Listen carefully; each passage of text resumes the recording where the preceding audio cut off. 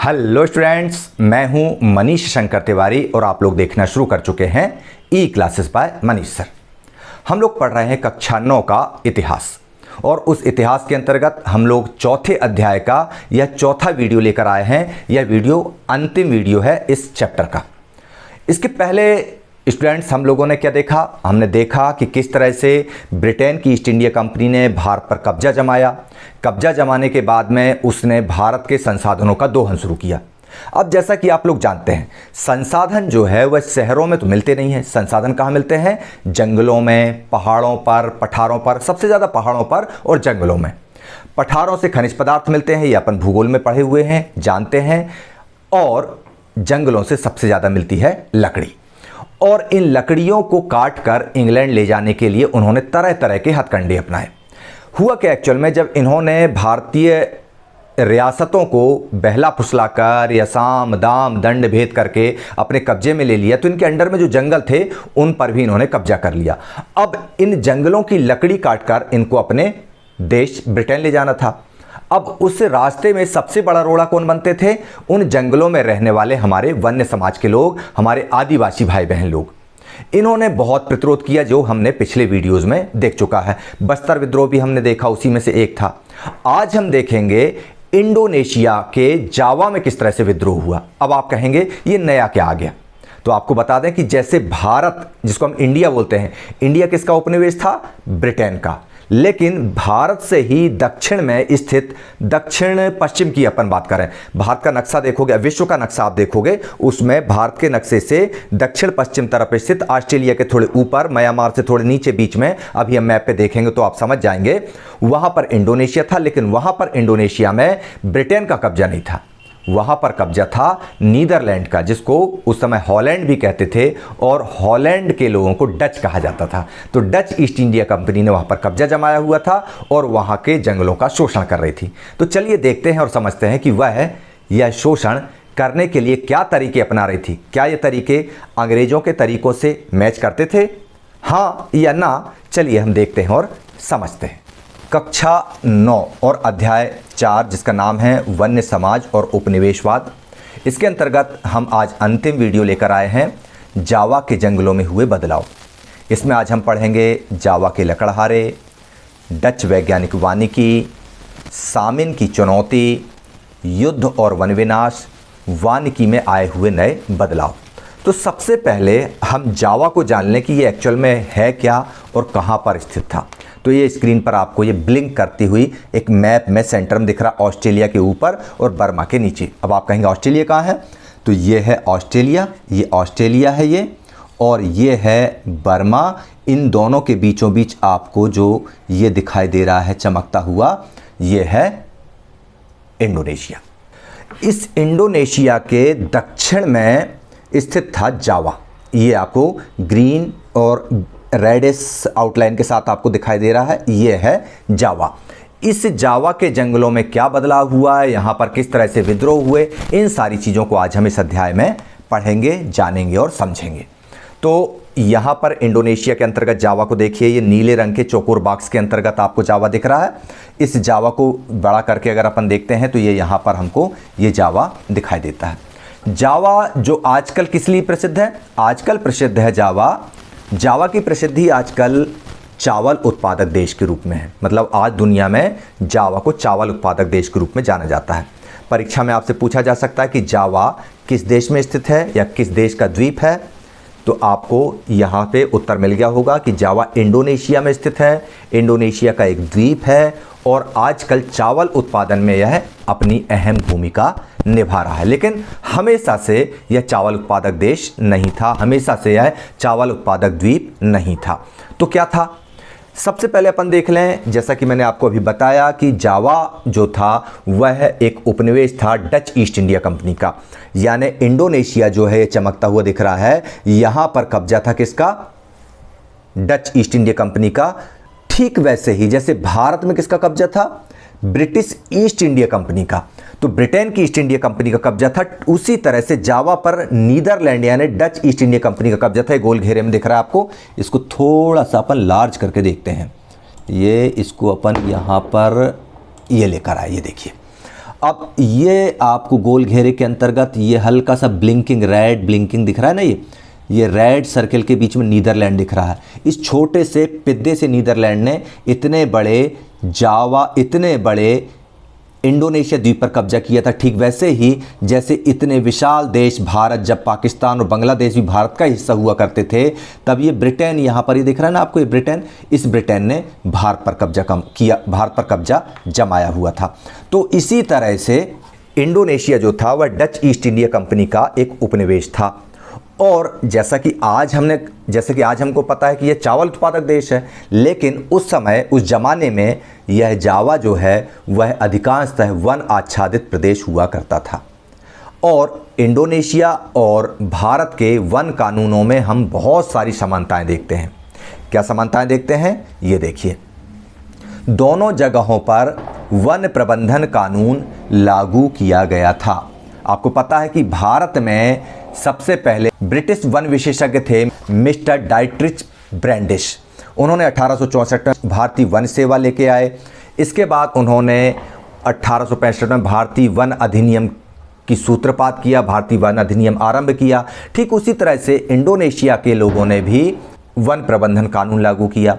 अब इंडोनेशिया की east India company और भारतीय ईस्ट इंडिया कंपनी में एक और समानता थी कि जैसे भारत में वनों को 3 श्रेणी में बांटा था, इसी तरह से इंडोनेशिया में 3 श्रेणी में बांटा गया, आरक्षित वन, रक्षित वन और अवर्गीकृत वन। ग्रामीण लोगों के अलावा चरवाहों और घुमंतू समुदाय के प्रवेश पर रोक लगा दी गई। रेलवे, जहाज निर्माण उद्योग के लिए जंगल कटवाए गए। शिकार करने पर पाबंदी लगाई गई। केवल बड़े जानवरों का शिकार होता था, वो भी अंग्रेज खुद ही करते थे, यूरोपियंस खुद ही करते थे। और वन क्षेत्र में अगर आप रहना ही चाहते हैं तो आपको फ्री में नहीं रहने दिया जाता था, बदले में बेगारी कराई जाती थी। अब इन कानूनों के बारे में, जहाँ पर ये आपको दिख रहा है ये भारत में लागू हुए थे, ये तो आपने पिछले वीडियोज़ में देख चुके हैं। इन कानूनों को जब इंडोनेशिया में डच ईस्ट इंडिया कंपनी ने लागू किया, तब उसका क्या असर हुआ, क्या प्रभाव पड़ा, ये अपन आगे देखते हैं। चलिए, ये देखिए इंडोनेशिया में जावा, ये दिख गया आपको। जावा आजकल चावल उत्पादक क्षेत्र है, ये आप लोग समझ गए होंगे। लेकिन उस समय जावा ही वह क्षेत्र था जहां डचों ने वन प्रबंधन की शुरुआत की थी। कैसे शुरुआत की थी, आप याद कीजिए, बस्तर का विद्रोह, बस्तर का वन विद्रोह। बस्तर में कहां से शुरुआत हुई थी वन प्रबंधन की, कांगेर से, और कांगेर से ही वहां पर वन विद्रोह फूट पड़ा था। ठीक उसी तरह से इंडोनेशिया में जावा ही वह क्षेत्र था जहां पर डचों ने वन प्रबंधन का आरंभ किया। अब ये वन प्रबंधन किस लिए आरंभ किया, तो अंग्रेजों की तरह डचों को भी जहाज बनाने के लिए लकड़ी की आवश्यकता होती थी, इसलिए उन्होंने जंगलों पर कब्जा करना शुरू किया। जावा की आबादी अगर अपन सन 1600 की बात करें तो उस समय लगभग 34 लाख हुआ करती थी। और जावा के जो मैदान थे वहाँ ढेर सारे गांव तो थे ही, साथ में पहाड़ों पर घुमंतू खेती करने वाले समुदाय रहते थे। घुमंतू खेती मतलब जंगलों को काटो, जलाओ, उसकी राख में बीज डालो, फसल उगाओ और काटने के बाद फिर आगे बढ़ जाओ, फिर नया जंगल काटो। याद आया, झूम खेती। जी हाँ, इसी खेती को हम घुमंतू खेती भी कहते हैं। अब ये 34 लाख की आबादी यहाँ पर थी और ये घुमंतू समुदाय के लोग वहाँ पर रहा करते थे, जो घुमंतू खेती वहाँ पर करते थे। अब हम बात करते हैं जावा के लकड़हारों की। अब चूंकि जावा के जो जंगल थे वह बहुत प्रसिद्ध जंगल थे। जावा के जंगलों के बारे में यूनाइटेड ईस्ट इंडिया कंपनी के, यानी डच ईस्ट इंडिया कंपनी के एक अफसर हुआ करते थे, डर्क वॉन होजेनड्रॉप। उन्होंने कहा, बाटविया के लोगों, बटाविया मतलब आजकल इंडोनेशिया की राजधानी है जकार्ता, तो जकार्ता को पहले बटाविया कहा जाता था, जो कि ईस्ट इंडिया कंपनी की राजधानी हुआ करती थी इंडोनेशिया में। तो उन्होंने ये कहा था कि जावा में जो जंगल है वो इतने समृद्ध जंगल हैं कि जितनी तेजी से आप उनको काटेंगे उतनी ही तेजी से वो फिर से उग आते हैं। यानी उनको काटो और अपने देश नीदरलैंड को समृद्ध बनाने के लिए उसका उपयोग शुरू कर दो। चलिए अपन देखते हैं जावा का जो लकड़हारा समुदाय था वो कौन था। जावा के लकड़हारा समुदाय को कलांग समुदाय कहते थे। यानी हमारे यहाँ लकड़ी काटने वाले को लकड़हारा कहते हैं, तो वहाँ पर जावा में जो लकड़ी काटने का काम करते थे उनको बोलते हैं कलांग। उनकी जाति जो समुदाय थी उस समुदाय का नाम था कलांग समुदाय। अब इतने महत्वपूर्ण लोग थे वो, इस बात को कैसे समझे हम, ये देखिए, ये जावा की पुरानी रियासत है जिसको बोलते हैं माताराम रियासत या मातरम स्टेट। मातरम स्टेट अंग्रेजों के कब्जा करने के पहले सबसे बड़ी अंतिम स्वतंत्र रियासत थी जावा की। और जैसे ही अंग्रेज वहां आए तो उन्होंने मातरम रियासत के जो राजा थे उनको आपस में भिड़ाना शुरू कर दिया। लगभग 1749 में जावा के अंतर्गत जो ये मातरम रियासत थी उनके दो शासकों में या दो भाइयों में झगड़ा करा दिया और 1755 में जावा की यह मातरम रियासत विभाजित हो गई, बट गई। अब जब मातरम रियासत विभाजित हो गई तो कलांग समुदाय जो था, वो जो कलांग परिवार थे, उनकी संख्या वहां पर रियासत में लगभग 6000 की थी। अब इन 6000 परिवारों को दोनों राज्यों ने जो हिस्सा बांटे हुए, जब जैसे अपने घर में मान लो दो भाइयों के बराबर हिस्से हो रहे हैं तो दोनों भाइयों को अपने अलग अलग घर बनाना पड़ेंगे। अब तो ठीक उसी तरह से माताराम रियासत के जब दो हिस्से हुए तब उन दोनों को अपनी अपनी राजधानी बनाने की ज़रूरत पड़ी, दोनों को अपने अपने राजाओं को महल बनाने की ज़रूरत पड़ी। अब ये महल बनते थे लकड़ी से और उन लकड़ियों का सबसे अच्छे कारीगर हुआ करते थे कलांग लोग। तो उन्होंने इन 6000 कलांग परिवारों को भी बराबर बराबर दो हिस्सों में बांट लिया ताकि सागौन की कटाई करके राजाओं के अच्छे महल तैयार किए जा सकें। इससे हमको कलांग समुदाय का महत्व समझ में आ जाता है। अब इसके लिए अंग्रेजों ने जब मातरम रियासत बांट बूट दी, उनने सारी चीज़ें कर ली उन्होंने। अब डचों ने 18वीं शताब्दी शुरू होती है। 18वीं शताब्दी के दौरान जावा के जंगल जो थे उन जंगलों पर अपना नियंत्रण स्थापित करना शुरू कर दिया। उन्होंने देखा कि किसी भी तरह से इन जंगलों पर हमारा कंट्रोल हो जाए। अब जंगलों पर कंट्रोल करने के साथ साथ केवल जंगल पर कंट्रोल करने से उनको क्या मिलता, उस समय मशीनें तो थी नहीं बड़ी बड़ी आरियां की जंगलों को मशीनों से काट दो, काटने के लिए लकड़हारे चाहिए। तो उन्होंने कोशिश की कि ये जो कलांग समुदाय के लोग हैं ये भी इनके नियंत्रण में आए और इनके इशारों पर उन जंगलों को काटने का काम करें।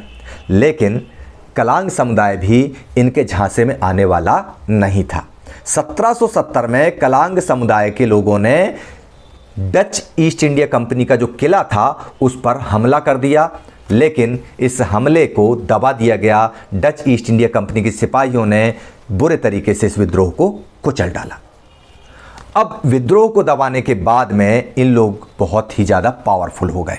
विद्रोह को तो इन्होंने दबा दिया और इस तरह से लोग पावरफुल हो गए। जो जावा के लकड़हारे थे उन लकड़हारों को मातरम रियासत ने अपने अपने भाग में, जिस तरह से रियासतें बटी, इनके परिवारों को भी उन्होंने बांट लिया।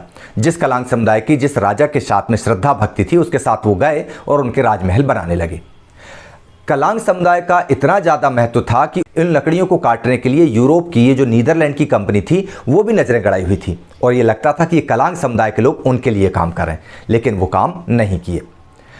डच ईस्ट इंडिया कंपनी ने किसी भी तरह से साम दाम दंड भेद की नीति अपनाई। मातरम रियासत दो भागों में बंट ही चुकी थी और रियासत जो है अब एक तरह से अंग्रेजों का मुख्तियार बन के काम करने लगा था। रियासत का जो दीवान था या जो राजा था वो अंग्रेजों का एक तरह से मुकद्दम या मुख्तियार बन के रह गया, मैनेजर बन के रह गया, इससे ज़्यादा कुछ नहीं। अब डच लोगों ने वैज्ञानिक वानिकी शुरू की जावा में, ठीक वैसे ही जैसे ब्रिटेन के लोगों ने भारत में वैज्ञानिक वानिकी शुरू की थी। चलिए अपन देखते हैं। 19वीं सदी में लोगों के साथ साथ, मतलब लोगों पर नियंत्रण करना तो जरूरी था, साथ में ही जंगली इलाकों पर भी नियंत्रण स्थापित करना उनको जरूरी लगा। और इसके लिए उन्होंने क्या किया, डच उपनिवेशकों ने जावा में वन कानून लागू कर दिए और ग्रामीणों की जंगल तक पहुंच बंद करने के लिए बंदिशें थोप दी। ये बात कोई नई बात नहीं है आप लोगों के लिए, आप लोगों को पता है कि बस्तर में भी ऐसे किया था। उसके पहले अपन ने देखा कि महुआ बीनना और छोटी छोटी चीज़ों को लेकर के छोटे मोटे शिकार करने के लिए पूरे तरीके से जंगलों को आरक्षित कर दिया था भारत में भी। ठीक वैसा ही अंग्रेज़ों की तरह ही नीदरलैंड के इन शासकों ने, इन उपनिवेशकों ने जावा में भी यही प्रयास शुरू कर दिए। अब उन्होंने किस बात के लिए अनुमति दी? उन्होंने अनुमति केवल दी नाव बनाने के लिए, घर बनाने के लिए या किसी विशेष उद्देश्य के लिए जंगलों से लकड़ी काटी जा सकती थी, ये अनुमति दी। इसके अलावा उन्होंने बंदिशें लगा दी ग्रामीणों के मवेशी चराने पर, बिना परमिट लकड़ी ढोने पर और जंगल से गुजरने वाली किसी भी सड़क पर घोड़ा गाड़ी या जानवरों पर चढ़कर आना जाना पूर्णतः प्रतिबंधित ही नहीं किया बल्कि उसको दंडनीय अपराध भी घोषित कर दिया। अब इस स्क्रीन को आप देखिए बहुत अच्छे से और आप समझिए कि उन्होंने बंदिशें काय पे लगाई, जानवरों को चराने के लिए। अब जंगल में रहने वाला समुदाय जंगल में ही जानवर चराएगा, शहरों में तो ले जाएगा नहीं। लकड़ियां घर में अगर रोटी बनाना है तो जंगल से ही काटेगा, शहर में तो मिलेंगी नहीं। और इन सब चीज़ों को लाने ले जाने के लिए घोड़ा गाड़ी या बैलगाड़ी की ज़रूरत पड़ना है। अब ऐसी स्थिति में क्या कोई भी वन्य समुदाय इस चीज़ को बर्दाश्त कर पाएगा? कदापि नहीं। यहाँ पर भी ऐसे किया, लेकिन उसके पहले अपन विद्रोह को समझें। वहाँ पर जो सामिन ने जो विद्रोह किया था उसको देखें। उसके पहले हम डच कंपनी के द्वारा, डच ईस्ट इंडिया कंपनी के द्वारा जिस तरह से वन प्रबंधन कानून लाया गया उसको देख लेते हैं, उसको समझ लेते हैं। तो इन डचों ने क्या किया कि भारत की ही तरह यहाँ भी जहाज और रेल लाइन बनाने के लिए वन प्रबंधन और वन सेवाओं को लागू कर दिया। उसकी आवश्यकता पैदा हो गई उनको नकल मारने को मिल गया कि भारत में जैसे ऐसा किया है वैसा वैसा इंडोनेशिया में करेंगे। मतलब भारत में जैसा अंग्रेजों ने किया वैसे ही ये डच जो है जावा में करने लगे। 1882 में अकेले जावा में ही 2,80,000 स्लीपरों का निर्यात किया गया। डेफिनेटली इन स्लीपरों को तैयार करने के लिए, पेड़ काटने के लिए, लट्ठा ढोने के लिए मजदूरों की ज़रूरत पड़ती ही, और ये मजदूरी का काम करने वाले थे कलांग समुदाय के लोग। डचों ने पहले तो क्या किया, जंगलों में खेती करने के लिए ज़मीनें जो दी जाती थीं या जिन ज़मीनों पर जंगली लोग जिन ज़मीनों पर वन्य समाज के लोग खेती करते थे उन ज़मीनों पर टैक्स लगान लगा दिया। लेकिन बाद में जब गांव के लोगों ने इसका विरोध किया तो कुछ शर्तों पर, कौन सी शर्तों पर? मुफ्त में लकड़ी काटने और उन लकड़ियों को ढोने के लिए फ्री में भैंसे उपलब्ध कराने के शर्त पर उनको उन गांव में रहने की अनुमति दी गई।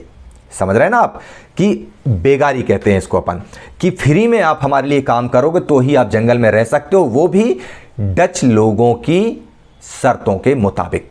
और इस व्यवस्था को क्या नाम दिया गया? इस व्यवस्था को नाम दिया गया ब्लेंडोंगडियनस्टेन। थोड़ा सा कठिन नाम है, आपको उच्चारण में दिक्कत आ सकती है, लेकिन नाम अक्षर देख के आप समझ जाएंगे कि ये इस व्यवस्था को ये कहते हैं। अब परीक्षा में आ सकता है आपको कि ब्लेंडोंगडियनस्टेन व्यवस्था किसे कहते हैं? ब्लेंडोंगडियनस्टेन व्यवस्था उस व्यवस्था को कहते हैं जिसके अंतर्गत डच लोगों ने जावा के वन्य समुदाय को जंगलों में बेगारी करने, जैसे मुफ्त में लकड़ी काटने और लकड़ी ढोने के लिए भैंसा उपलब्ध कराने के लिए शर्त रखी थी। इस शर्त की व्यवस्था को ही ब्लेंडोंगडियनस्टेन कहा जाता है। बाद में हालांकि वन्य ग्रामवासियों को लगान माफ़ी तो नहीं मिली, लेकिन हाँ थोड़ा बहुत उनको मेहनताना मतलब मजदूरी कैश में दी जाने लगी। लेकिन वन भूमि का जो खेती करने का अधिकार था वो उनका लिमिटेड कर दिया गया। उस पर उनको ज़्यादा छूट नहीं दी गई कि इतना हिस्सा है, इतने में ही आप खेती कीजिए, आपको इससे ज़्यादा वन भूमि नहीं प्रदान की जा सकती। ये व्यवस्था वहाँ पर लागू कर दी गई। जब जावा के जंगलों में वन प्रबंधन कानून लागू कर दिया गया और ब्लेंडोंगडियनस्टेन व्यवस्था लागू कर दी गई तो उससे वहाँ के स्थायी निवासी जो थे, वन्य समाज के लोग थे, वो नाराज हो उठे। इन्हीं में से एक व्यक्ति था सामिन। सामिन ने डच समुदाय को चुनौती दे डाली कि आप ऐसा नहीं कर सकते, क्योंकि ये धरती आपकी नहीं है, ये जंगल आपके नहीं है, ये ईश्वर के द्वारा, ये प्रकृति के द्वारा हम सभी को दिया गया एक उपहार है। चलिए देखते हैं सामिन ने अपनी चुनौती किस प्रकार रखी।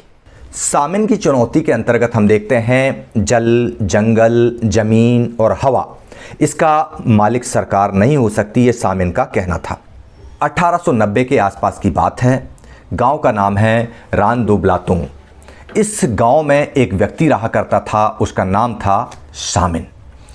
सामिन जो था, इसका पूरा नाम था सुरोनतिको सामिन, जिसका मानना था कि ये जो गांव की या जंगलों की जो ज़मीनें हैं उस पर मालिकाना हक किसी कंपनी का, किसी सरकार का, किसी का हो नहीं सकता।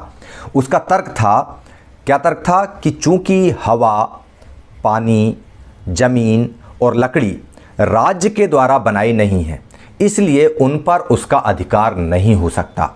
किसकी बनाई है? प्रकृति या ईश्वर के द्वारा बनाई गई जो चीज़ है उस पर राज्य का यानी सरकार का या राजा का अधिकार हो ही नहीं सकता। वह सभी के लिए होगी, किसी राजा या रियासत के लिए नहीं।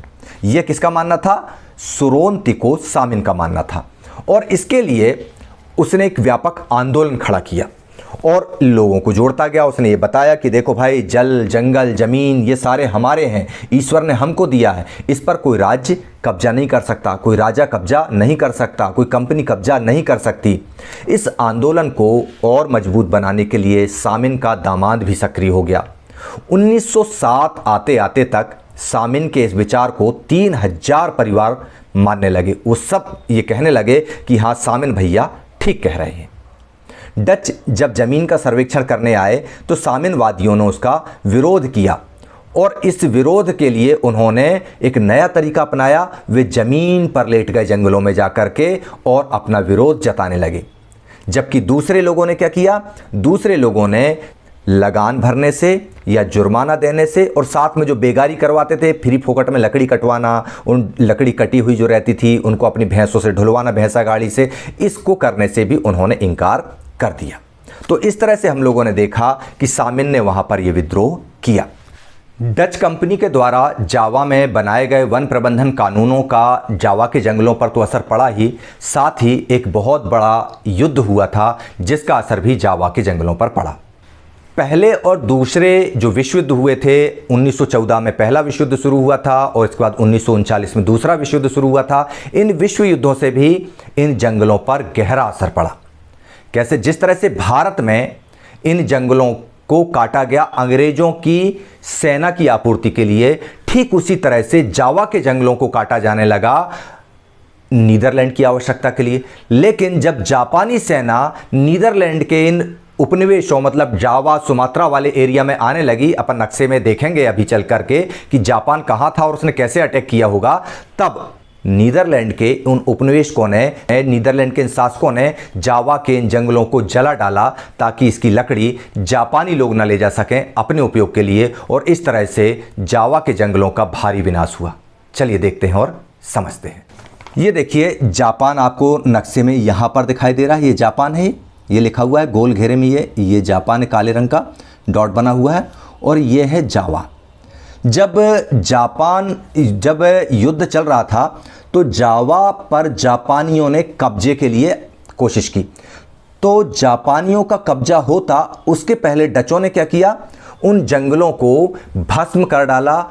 भस्म करो और भागो की नीति अपनाई, मतलब स्कॉच्ड अर्थ पॉलिसी अपनाई। क्यों? ताकि वहाँ की आरा मशीन, ताकि वहाँ के जो आरा मशीनें हैं या सागौन के विशाल लट्ठों के ढेर हैं, वे जापानियों के हाथ न लग पाएं। उन्होंने इसके लिए क्या किया? जंगलों को आग लगा डाली और आग लगाकर जापानियों से इन लकड़ियों को दूर कर दिया। इसके अंतर्गत क्या किया गया? आरा मशीनों और सागौन के विशाल ढेरों को जलाकर राख कर दिया गया ताकि वे जापानियों के हाथ न लग सकें। इसके बाद जापानियों ने भी उस कलांग समुदाय के लोगों को, वनवासियों को पकड़ा और जो शेष जो जंगल बचे थे उनको काटने के लिए बाध्य किया और काट कर वे जापान ले गए। उन्होंने भी इसका निर्ममता से दोहन किया। अब आपके पास दो प्रश्न होते हैं, जावा के जंगलों का दोहन किसने किया? नीदरलैंड ने या डचों ने किया, और इसके बाद जापानियों ने किया। आपको यदि सही विकल्पों में या खालिस्तान में या एक वाक्य में उत्तर दो में आता है तो जावा के जंगलों को शोषण करने में या जावा के जंगलों को सबसे ज़्यादा काटने छांटने में किसका सबसे ज़्यादा भूमिका थी? एक नीदरलैंड की, डचों की, और दूसरा युद्ध की स्थिति में जापानियों की। तो इस प्रकार हम लोगों ने देखा जावा में डच कंपनी ने कब्जा जमाया हुआ था, जावा की लकड़ियों को अपने कब्जे में लेना चाहता था। सुरौंती को सामिन ने उसका विरोध किया, उसके विरोध को डेफिनेटली इन लोगों ने कुचल दिया होगा क्योंकि ये लोग ताकतवर थे। युद्ध की स्थिति बनी, जब युद्ध आया तो जापानियों ने जावा पर हमला बोल दिया। जावा को छोड़ने के पहले डचों ने जावा के जंगलों में जो लकड़ियां कटी कटाई रखी थी उनमें आग लगा दी। कुछ एक जंगल जो रह गए थे उनको कटवाने के लिए जापानियों ने फिर से जावा के जो आदिवासी समुदाय थे उन लोगों को पकड़ा जबरदस्ती और उन जंगलों का निर्ममता से कटवाकर अपने लिए वो जापान लेके चले गए। तो इस तरह से इसका दोहन और शोषण होता रहा। अच्छा, ये दोहन और शोषण यही नहीं रुका, और जब ये अफरा तफरी का माहौल हुआ कि जिस तरह से अंग्रेज भारत छोड़कर भाग रहे थे, इंडोनेशिया के जावा से डच भाग रहे थे, जापानी अपनी हिस्से की लकड़ियां लेकर वो भाग रहे थे, इसी बीच का फायदा उठा करके जो वहाँ के लोग थे, स्थानीय निवासी थे, उन्होंने भी जंगलों पर कब्जा करना शुरू कर दिया, वहाँ की ज़मीनों पर कब्जा करना शुरू कर दिया। और जब वो देश आज़ाद हुए, भारत हो या इंडोनेशिया हो, जब ये देश आज़ाद हुए तो आज़ादी के बाद जो भारत की सरकार बनी, जो इंडोनेशिया की सरकार बनी, उन सरकारों ने जो वन सेवा बनाए थे, उन सरकारों ने जो वन विभाग बनाए थे, उन वन विभागों को इन ज़मीनों को वापस लेने में कड़ी मशक्क़त करना पड़ी। बल्कि ये ज़मीनों पर कब्जा करने वाले स्थानीय निवासी इतने जिद्दी थे कि इनका आपस में बहुत ज़्यादा टकराव भी होने लगा। अब इन टकरावों से बचने के लिए आज़ादी के बाद वानिकी के नियमों में बदलाव किए गए। चलिए देखते और समझते हैं कि ये बदलाव क्या किए गए।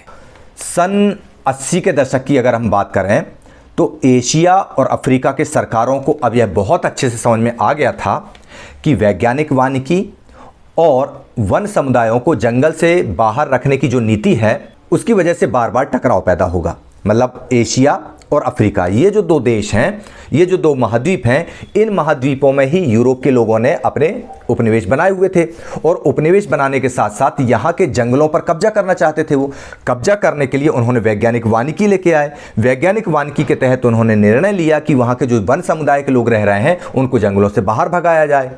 बाहर भगाने के चक्कर में वन समुदाय के लोग और वन विभाग के लोगों के बीच में लड़ाइयाँ होने लगी। तो आज़ादी के बाद में इन लड़ाइयों को रोकने के लिए, इन टकरावों को दूर करने के लिए एक नया तरीका अपनाया गया।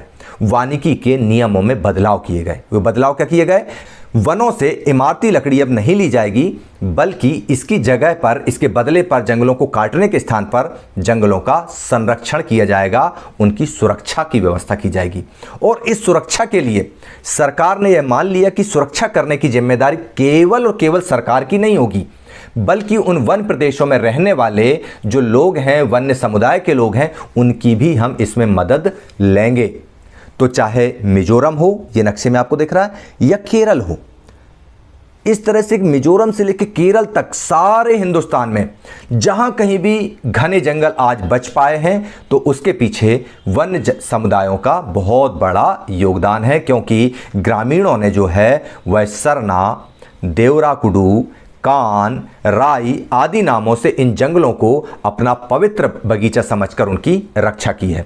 इस चीज़ को आप और विस्तार से देखेंगे और समझेंगे कक्षा 10वीं के भूगोल में जाकर के, कि किस तरह से पवित्र झुरमुट के नाम से उसमें एक छोटा सा चैप्टर दिया हुआ है, अगली क्लास में उसको आप देखेंगे और समझेंगे। तो सरना, देवराकुडू, कान और राई ये एक ऐसे उत्सव हैं जिन उत्सवों के माध्यम से वन्य समुदाय के लोग जंगल देवता की, नदी देवता की, पहाड़ देवता की पूजा पाठ करते हैं और उनके सुरक्षा करने के लिए वचनबद्ध होते हैं और अपने आवश्यकता की चीज़ें आशीर्वाद स्वरूप लेने का प्रयास करते रहते हैं।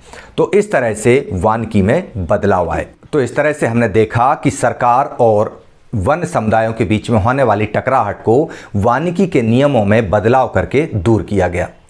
बल्कि कुछ गांवों की तो स्थिति आज भी ऐसी है कि वहां पर गांव वाले लोग वन विभाग के ऊपर निर्भर नहीं है अपने जंगलों की सुरक्षा के लिए, वे स्वयं जंगलों की सुरक्षा करते हैं। जैसे आप लोगों ने कुछ समय पहले सुना होगा कि चिंकारा हिरण जो होता है, काला हिरण, उसके शिकार करने के लिए विष्णुई समाज ने सलमान खान और उनकी पूरी जो टीम थी, हम साथ साथ है फिल्म की, उनके ऊपर केस लगा दिया था। यानी उन्होंने व्यक्तिगत इंटरेस्ट लेकर के अपने समुदाय, अपने जंगल की, जंगली जानवरों की रक्षा के लिए प्रयास किया था। बल्कि अब तो पर्यावरणविद और वन विभाग के लोग और समुदाय के लोग, ये सब आपस में मिलकर जंगलों के संरक्षण के लिए और जंगलों में रहने वाले वनवासियों की जो रीति रिवाज हैं, जो कस्टम्स हैं, उनको बचाए रखने के लिए प्रयास कर रहे हैं, नित नए नवाचार भी कर रहे हैं।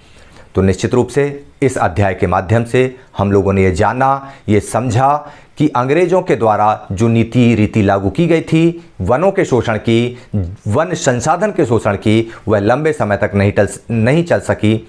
अंततः जंगल में रहने वाले लोगों की मदद से ही जंगलों को बचाने के प्रयास किए जाने लगे।